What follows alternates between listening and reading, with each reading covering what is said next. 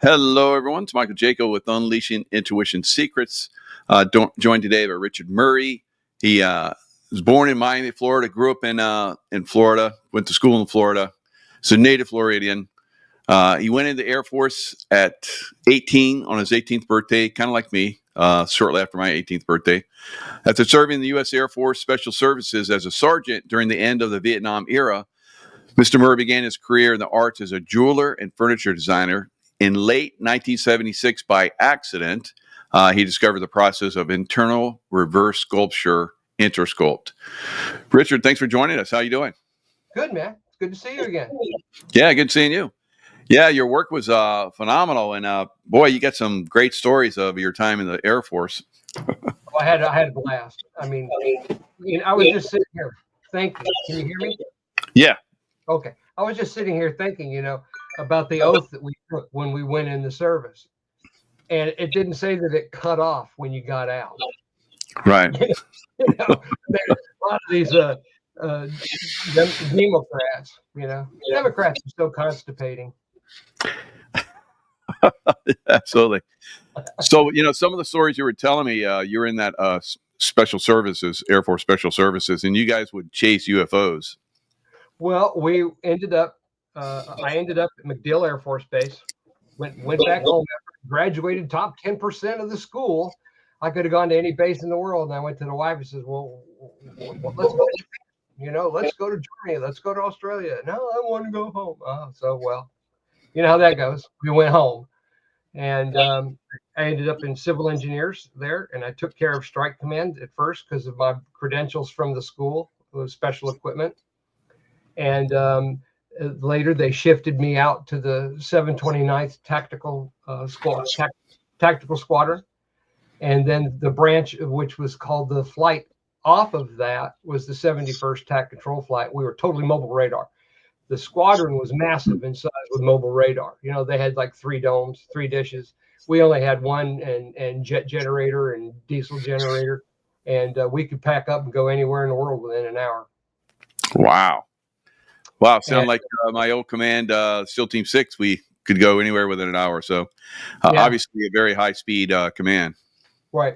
One of the things I did was I organized, you guys are chaotic. Everything's chaotic. How can you're going to be looking for cables and all this kind of stuff. No, let's pack it all up. Let's have it all ready to go on pallets. Let's just get ready. When we go, we put all that aside, take the stuff in the pallets and go, and that's what we ended up doing.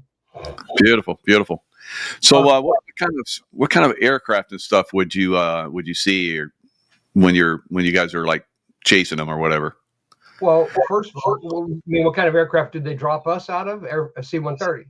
But as far as the aircraft, the gentleman that was at the Pentagon, later I find out that it was Colonel Wendell C. Stevens was the guy who ended up with the tapes. We had to tape everything when we were in Hawaii. But when we were in Bonifay, Florida, that was quite amazing. That our first TDY, first time I was away from the house at any one time, it's like, and 45 guys out in the middle of a cornfield, the highest point in the state of Florida. We got 2 400 dishes going up and down the state, and we got the radar going, and we'd get out there with cane poles with fluorescent bulbs on it, and you'd see the thing just turn all the way around. It would just light them up, and the first thing that happened there that was kind of interesting, if I'm not mistaken, we were the ones that actually saw the UFOs over the White House because we reached out that far. Okay, we had a 4,000-mile azimuth on our radar, and they tracked them, and that was verified from what I understand. I didn't know much about the operations of what was going on. I was the air conditioning guy on a radar van, and you know what? You hear everything. You do. You hear everything that's going on, and they won't tell you what's going on. But I tell you what, when we were in Hawaii, I got in a shitload of trouble.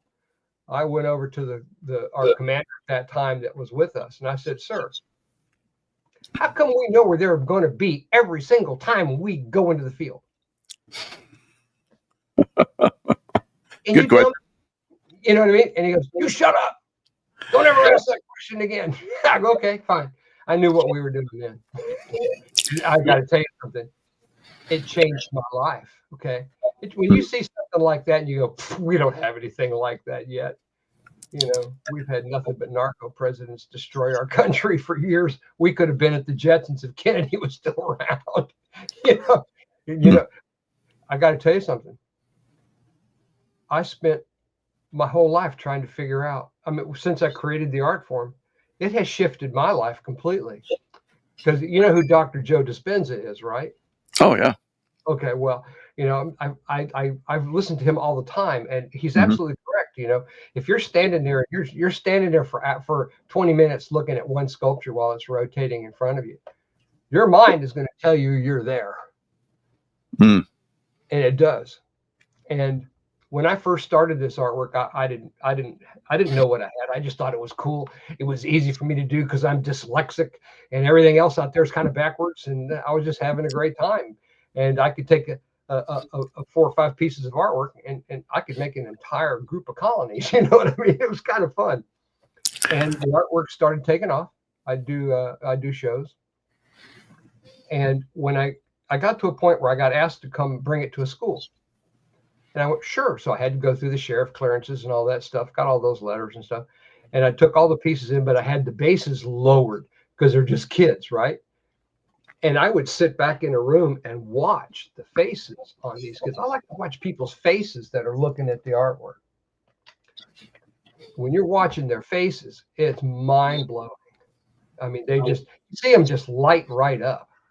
And I thought that was just so cool. I went, wow, this is doing something good. Yeah. So evidently something shifted for you when you were seeing all these UFOs and stuff. Yeah. The most incredible one that I heard you talk about was when you went to Hawaii, the Big Island, and you're at the top of Mauna Loa or whatever. Mauna Kea, top of the observatory on Mauna Kea. Yeah. I only got 1 day off in 6 months. I only got 1 day off, but I was there. I mean, we're only 10 minutes away from them, and nothing went wrong because I'm good at what I do. But I grabbed a radio and I said, you know, I just want to go up to Mauna Kea and check it out. So they made me get in my weather gear to go up there because when you look up at Mauna Kea, there's snow on the ground. You know, so I'm going up for a pair of shorts. No, I got to get dressed up hot. You know, and I get up there and I walk up to the observatory, and I thought it was so cool that you could stand there and see from your feet goes all the way out to the edge of the island. And as I was looking at it, and it was like noon, it was high noon, the sun was directly up, and you could see deep in the water. And all of a sudden, I started seeing these reflections like they were flickering. I thought they were just flickering at first, but no, they're moving. And there was a lot of them. It wasn't just a few. I would say there was at least 15, 20 of them that came through that pass around Mauna Kea, heading out deep, and then out they went. But they would get out about 5 miles. But you'd see them. I would estimate they were traveling between 600, 700 knots underwater. They're booking. Wow. That's fast. We don't even have torpedoes and catch up with them. You know, it just amazing. And I'm just sitting there going, and they're trying to tell me this ain't real. I'm going, this is weird.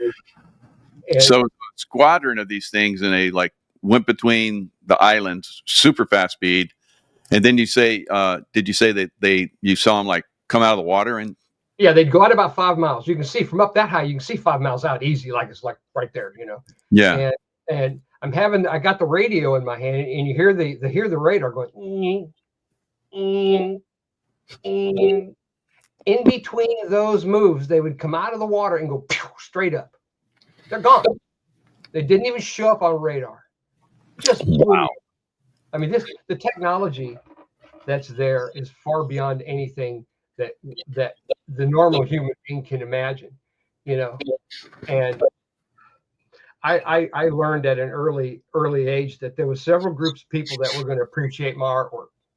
Okay, Star Wars, Star Trek, space technologies, and the spiritual world. And it was so much fun to take my artwork in there and take it in and show it to these people. I mean, I made a living off of it. I was selling sculptures and lived off my artwork for a long time when I was out in California. Wow. You get a lot of opportunity in California, but most of it's to get in trouble.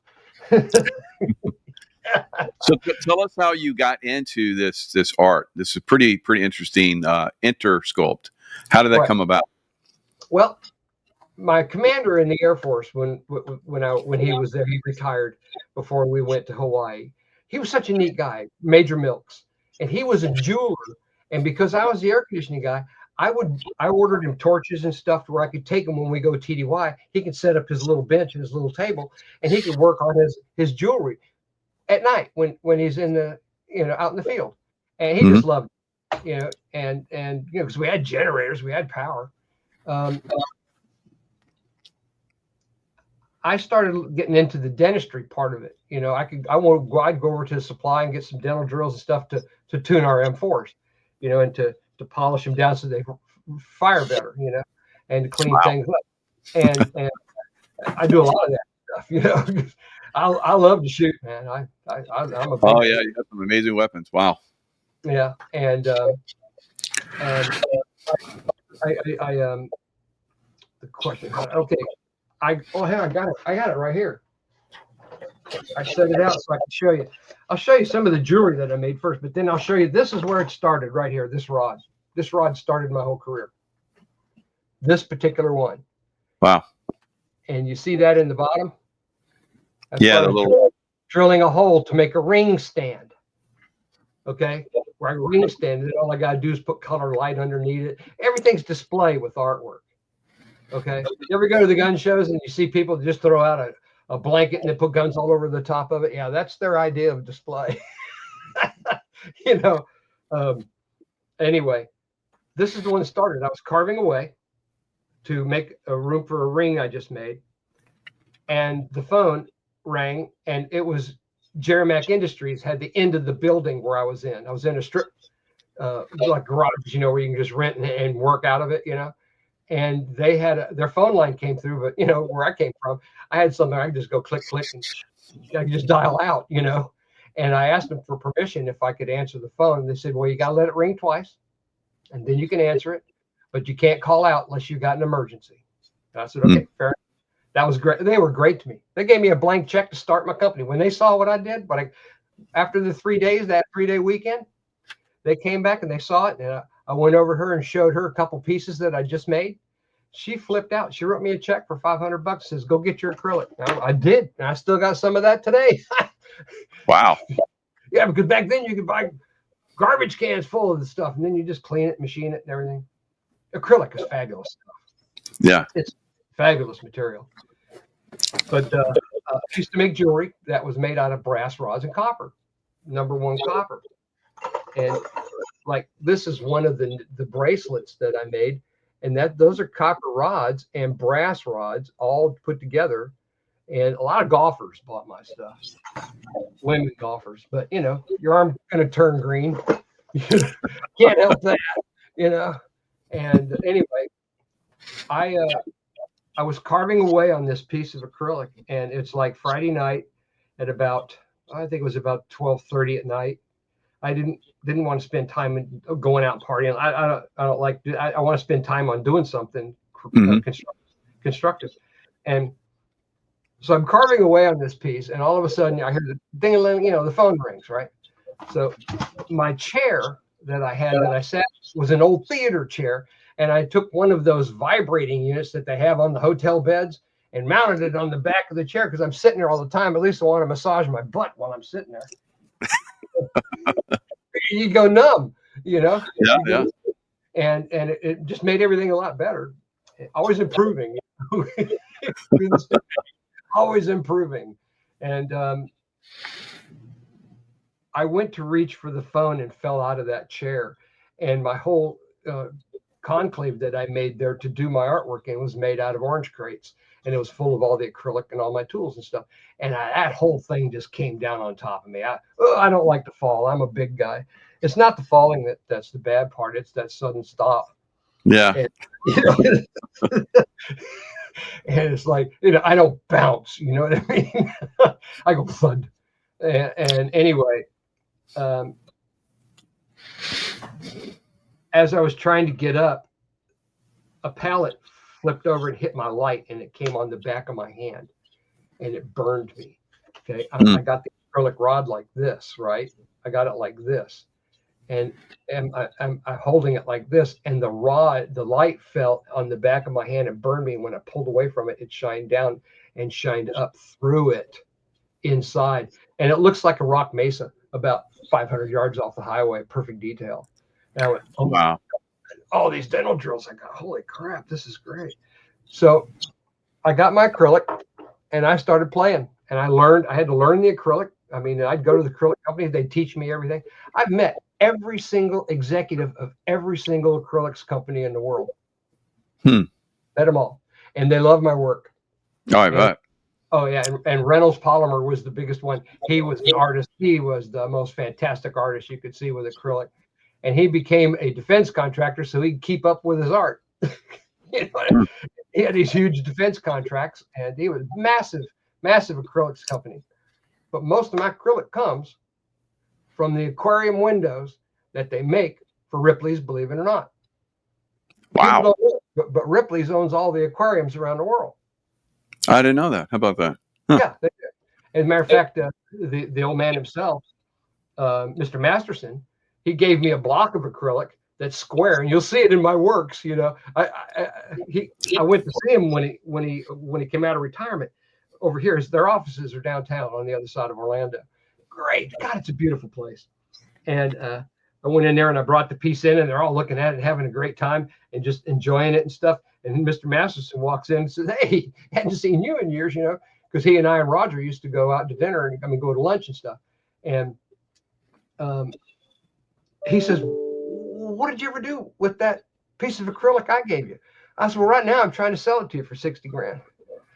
He looked at me and goes, "You did that?" Yeah. He never saw my artwork actually out front.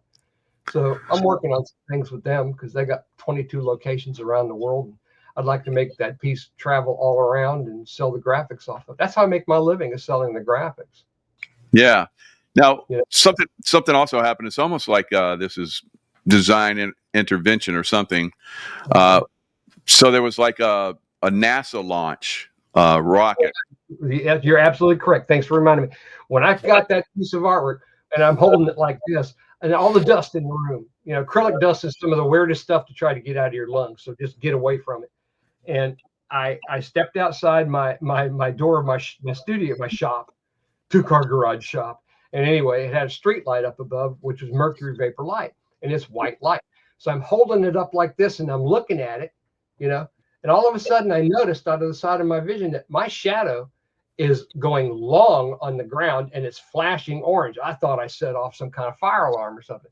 And I turned around and looked, and I'm only 40 miles away from NASA, and they sent off the Pioneer probe, and it took twin Atlas Centaurs to get that package into space, and it was pure orange, just not a cloud in the sky. We get that a lot here.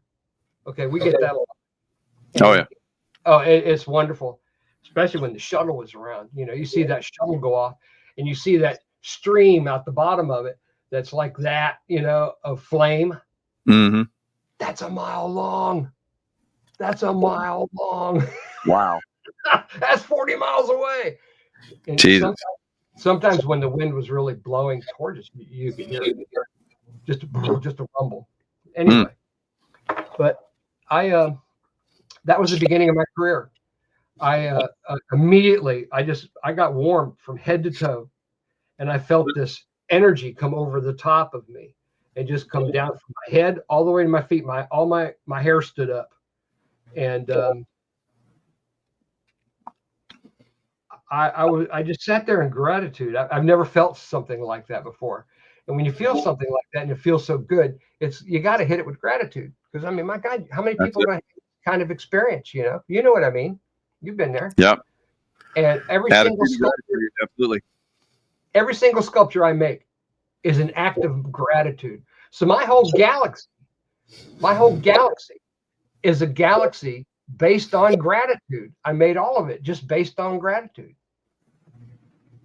That's the big.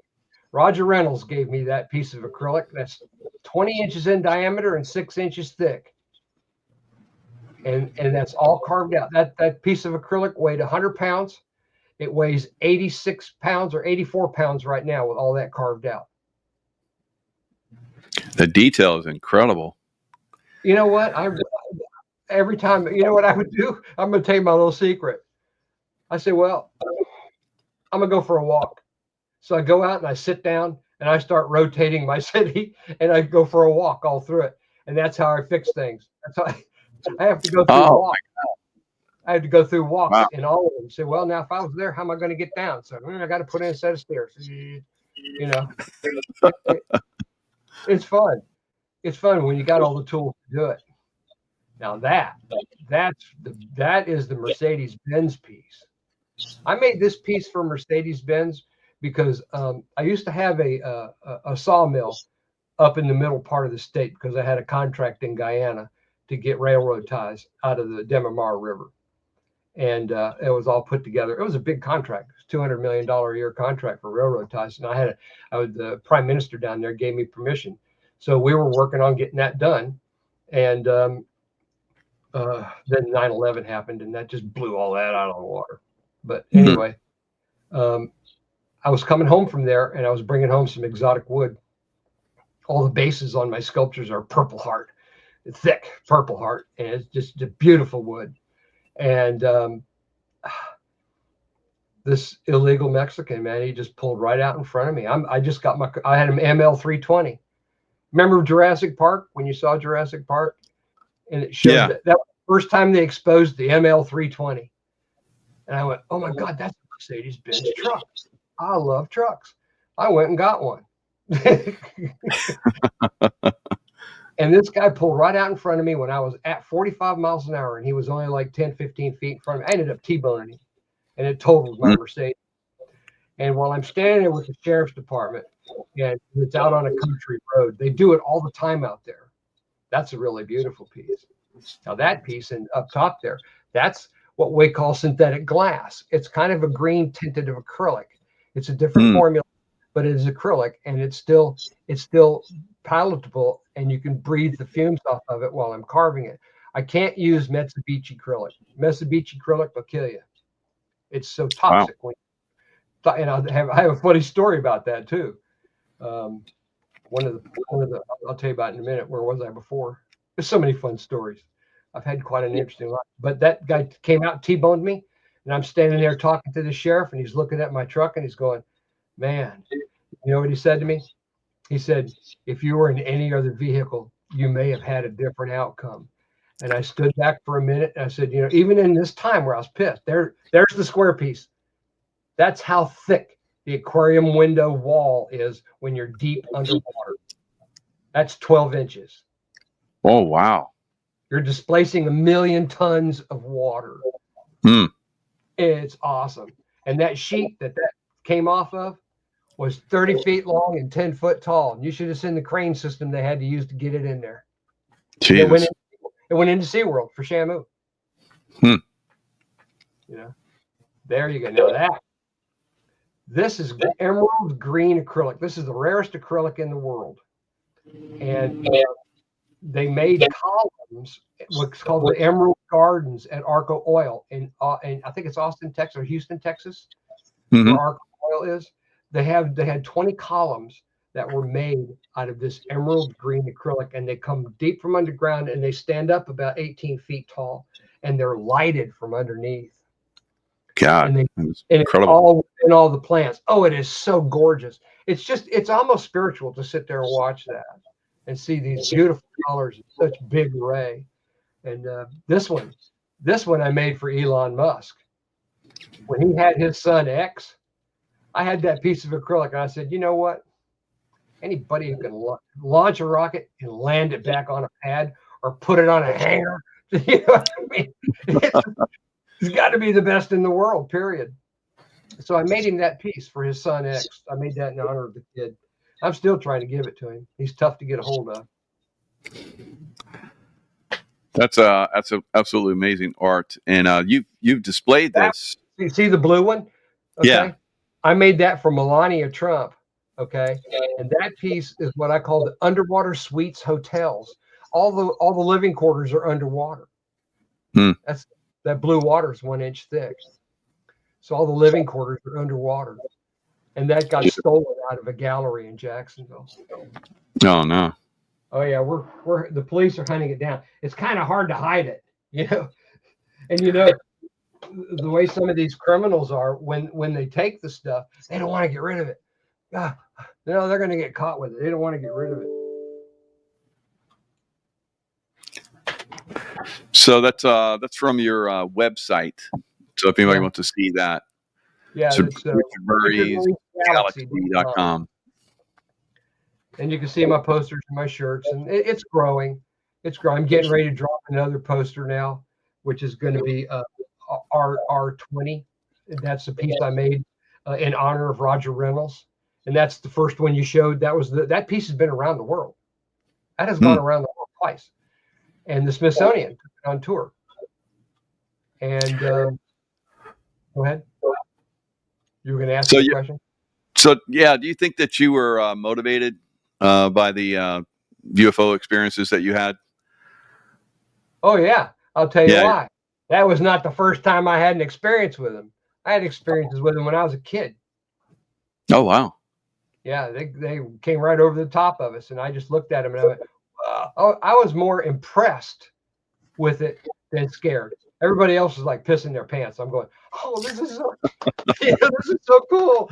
Thank you. I hope you're good guys. You know what I mean?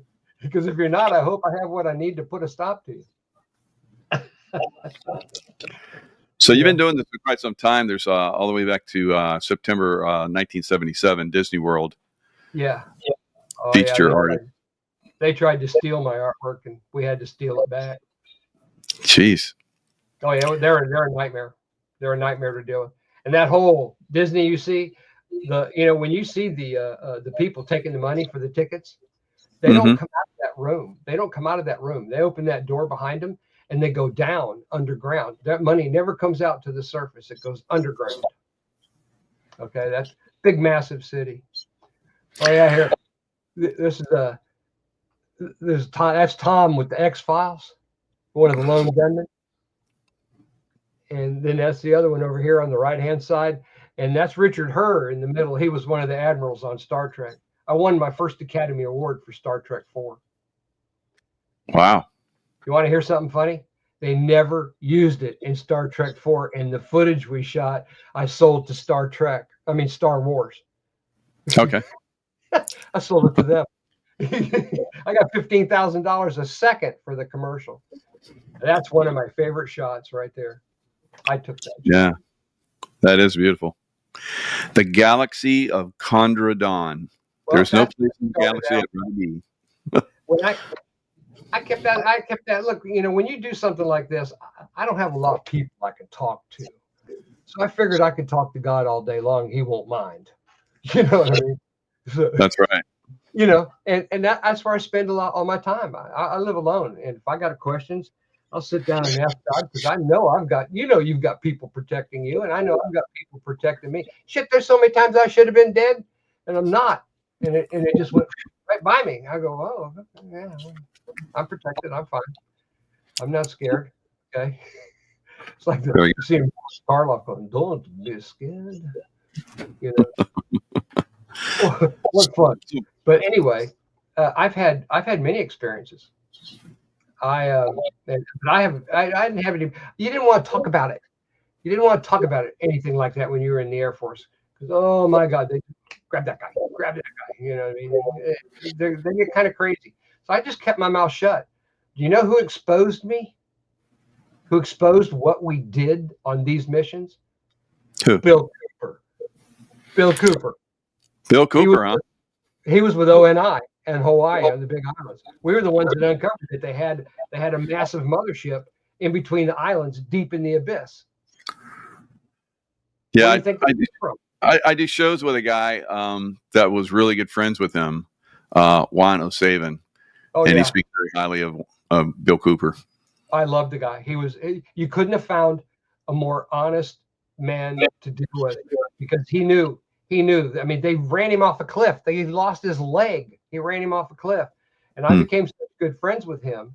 And I made such a mistake when I talked to 107 about him, because when I saw him, 107, do that something called, You're Called, whatever it was called. And he goes right to Bill Cooper's grave. And when I saw that grave, I just started crying because Oh yeah. I had to leave. I had to leave California and come home. Okay, come back to my parents. And I don't regret doing that. But then all of a sudden I find out that they killed Bill. And I went, oh, they pissed me off. That really got me mad. Because I put together for Paul Fisher, the Fisher Pen Company. He brought me in so I could do the first Conspiracy Expo. And I had Eustace Mullins, Bill Cooper, Stanton Friedman. I had all these people, Dr. Linda Moulton Howe, all these people there for that convention. And I showed my artwork there just a little bit. And it was a lot of fun. But that was my exposure to it all. And it was Bill Cooper that exposed me. And it was at JPL when I was there doing a show.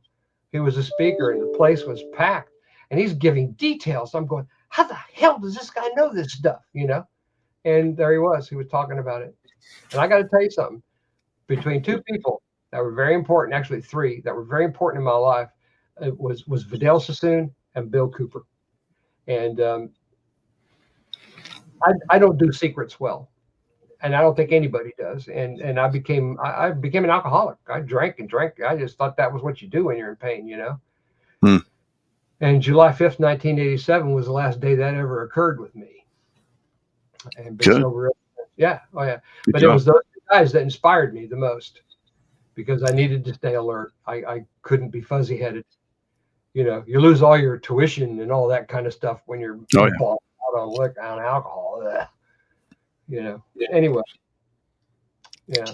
So now the president's piece, for instance, when you see the piece, as you go to the gallery, you go to the gallery on my website and you gift for the president, there's a whole presentation there. And it's a 3-minute video, which shows you how I do it. And then it gives you dead on graphics of the actual piece.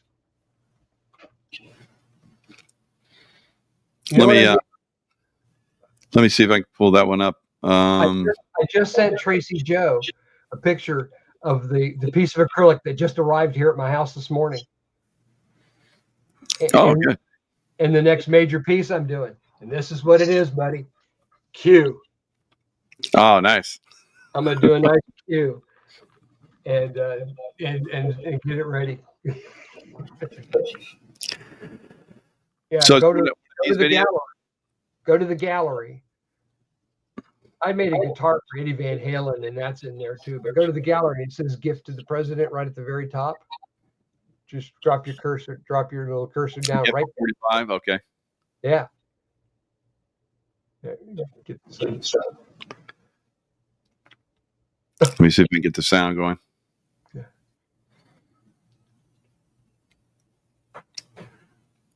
That was actually a test video.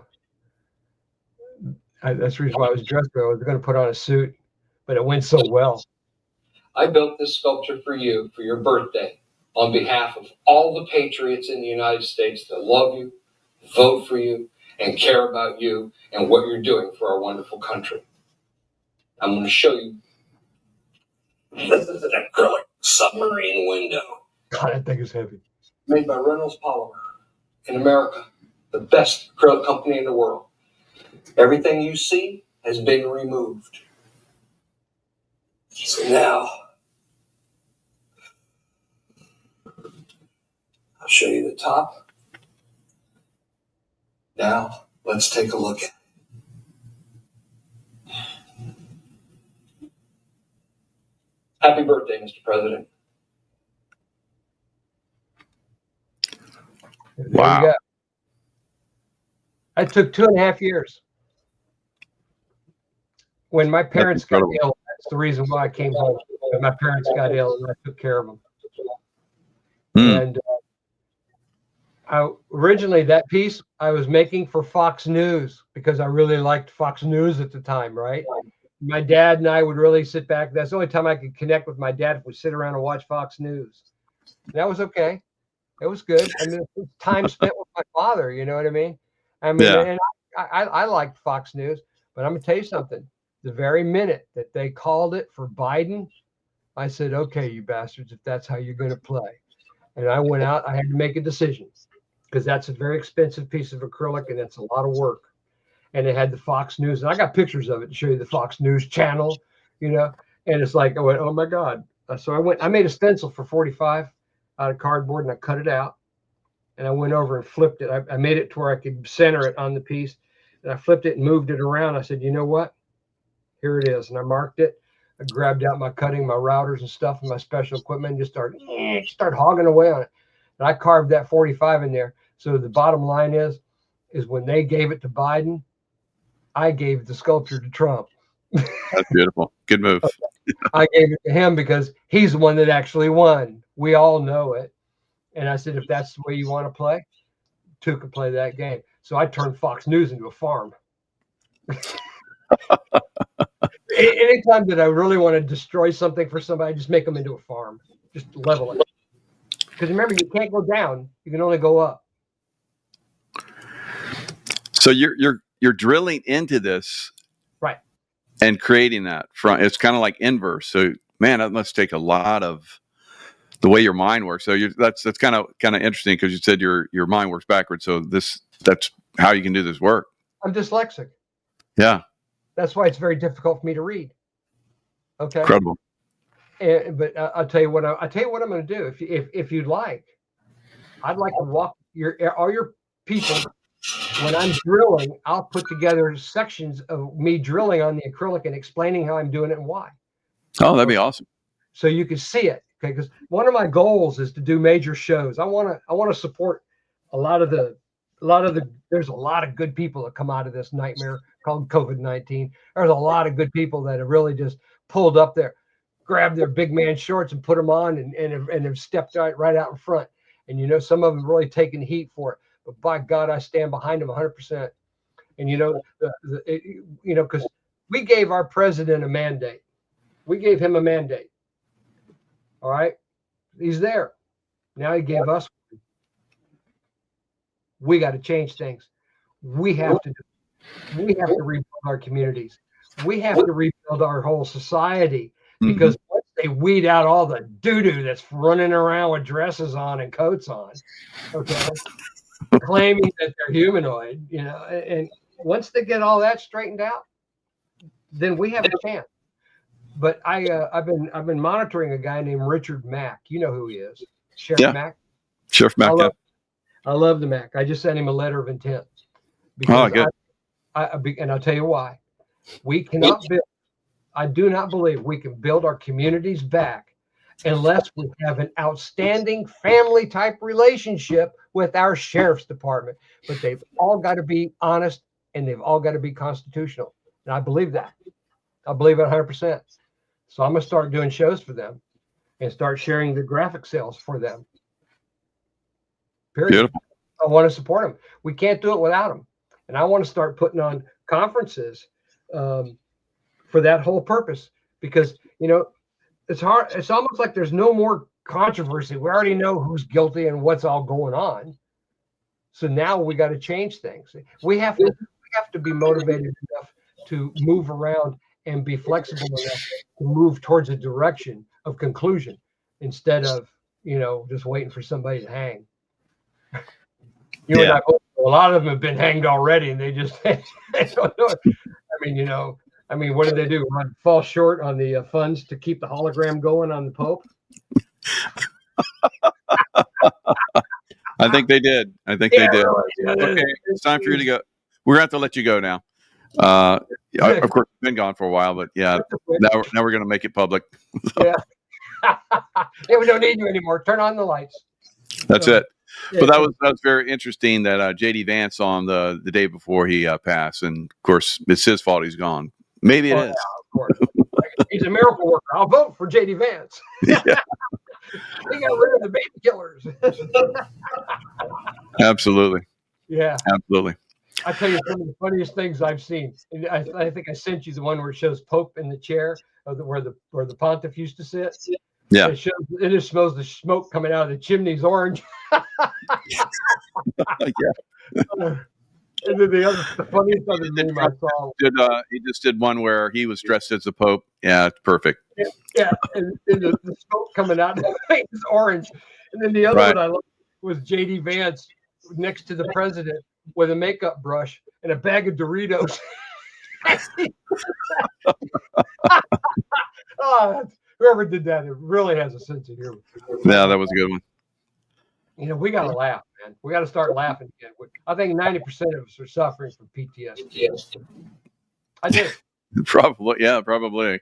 You know, it's like in God's world, there's a thing that's very dangerous, and a lot of preachers are accused of it. It's called hope deferred. When you give somebody hope, and all of a sudden it changes at the last second and goes in another direction, all of that energy that was put into that hope is turns negative, and it makes a vacuum in someone's heart. Okay, it's terrible. It's terrible. It's terrible. Hope deferred is a bad thing. I agree. And we're getting closer and closer to disclosure, and I can't wait for the people to finally hear the speech that John F. Kennedy was going to read that day he was murdered. Oh yeah, definitely. Blow your mind. It's going to blow your mind. Where he talks about how there was, another race of beings that were very advanced. Yeah. Yeah. What are you going to do when you find out that Earth is just a satellite on the outer rim, and there's like 10, 15 different entities living here on this planet, inside and out? Yeah. And, you know, people ask me, have I met them? I go, yeah, I have. I know I have, but I didn't ask them if they were. You didn't need to. You don't need to when they disappear in front of you. They go through a door and you go, wait a minute, stay right there. And you go in and there's nothing but hallways as long as you can see, and there's nobody there. And you're looking all around going, okay, that's another one. Mark that one in my book. It's phenomenal. But, you know, I mean, I did a show in Arizona, in Scottsdale. And S2 is right there at Scottsdale, Arizona. There's a whole underground facility right there at S2. And there was a whole group of people. And you know what? I couldn't swear to you that they were extraterrestrials, but they were different. They were different in mannerisms, and they were different in the level of kindness that just came off of them. Oh, wow. I love those kind of people. Definitely. Yeah. Anybody without a machete is fine for me. Give them the old Glock feeling, you know? Yep. So, all right, Richard. Well, thanks for coming on and sharing your work. It's absolutely incredible. Yeah, that'd be great. We can get you back on, and you're actually doing some of your artwork. Yeah, and I'd love to tell more stories about what encounters that I've had with people and the artwork. Okay. Yeah, definitely. There's some phenomenal stories, especially with Al Bielek. You know, you got another second, I'll tell you about it. I was doing a show. At same place where Bill Cooper was, at JPL. And they had my friend Ed McCabe brought in this older man, and he's standing there looking at my artwork, and he buckles over crying. I'm going, what the hell happened? Somebody punched this guy? What happened? I had my back to him. I didn't see what was going on. And he's crying, and I'm talking hard cry, you know. And Ed says, well, we got a problem. He's the next speaker. So I looked at the concierge and I asked her, would you give me a bottle of water, please? And I handed him a bottle of water. And he's looking at me and he said, you do this? And he started asking me all kinds of cosmic questions and stuff. I said, we'll talk about that. I understand you got to get ready for your talk. He said, yeah. So he grabbed me by the arm and we walked down the hallway and we enter in stage left. And he says, you go down there to the end at that door because that's where your exhibit is. And he goes up on stage and he says, I'm sorry, I'm so distraught. He says, but for the first time in so long, I saw the cities that I saw when I was lost in the vortex of time. And that artist out there, I don't know what he's doing, but there they are. Wow. You know who he was? He was Al Bielek, the last remaining survivor off the Philadelphia experiment. Oh my God. At that moment, I knew that what I was getting was cosmic and that it had a benefit for everybody. And I want to put it together, and I want to put us all together and help bring us all together in a different world. That's beautiful. We got to make it. We got to do it. And I'm going to tell you something. You're one of the people I listen to a lot, you know, and I have great respect for you because, number one, you're an operator, and I love getting the real news from an operator because you're going to tell them everybody, good news and bad news, what it's going to be like. Okay. And I can deal with that. I can't deal with this. Oh, everything's just going to be just fine. Everything's going to be just fine. No.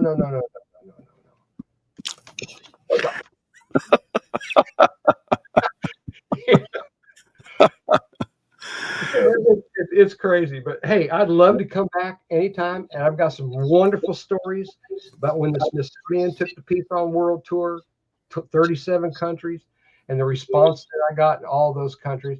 This was fun. Wow.